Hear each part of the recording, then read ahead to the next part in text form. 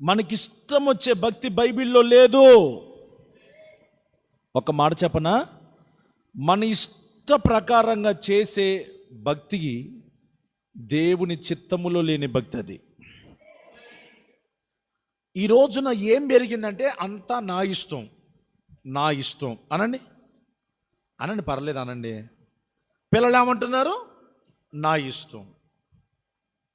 అమ్మాయి అక్కడికి పోమాక నా ఇష్టం, అది తినమాక నా ఇష్టం, అది చేయమాక నా ఇష్టం, అలా కూర్చోమాక నా ఇష్టం.